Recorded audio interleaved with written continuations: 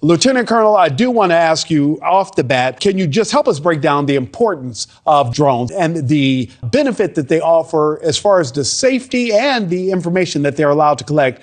Well, back when I was still on active duty, and I retired in 2015, drones were already arising as a big issue in the early 2010s. We knew that was going to go this way.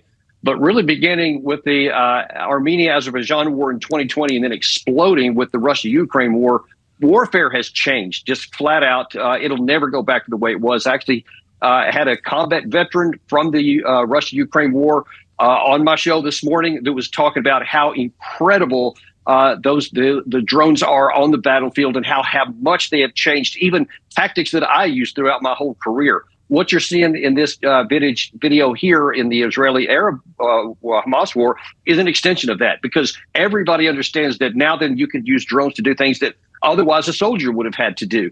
But unfortunately, that also means the other side gets the same opportunity, and both sides are trying to figure out how to block those and then how to use them too. So you have a combination of things that it's just making the battlefield more lethal. And Colonel Davis, let's also talk about quickly how much smaller they've gotten, and they really can't be operated by one soldier, correct?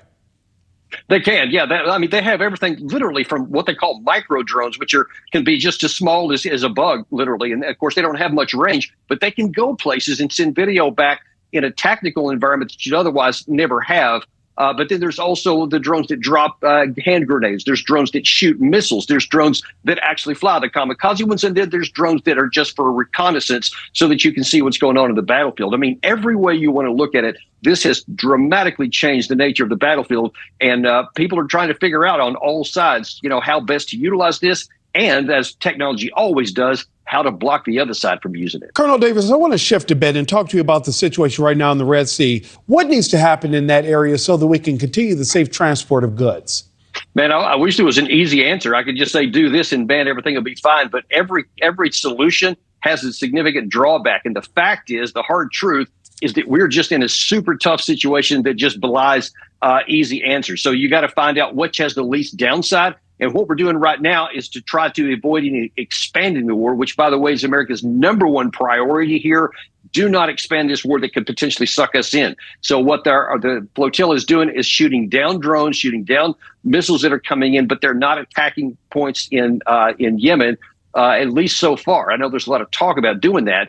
The problem is, if you only shoot them down, number one, some of these interceptor missiles are in the millions of dollars against $1,000 or $2,000 drones, and we can't sustain that long term.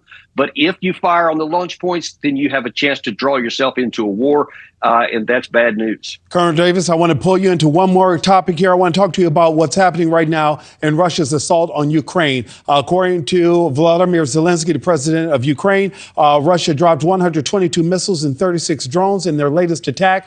This seems to be a situation where Russia is literally throwing everything they have at Ukraine, trying to break their spirit.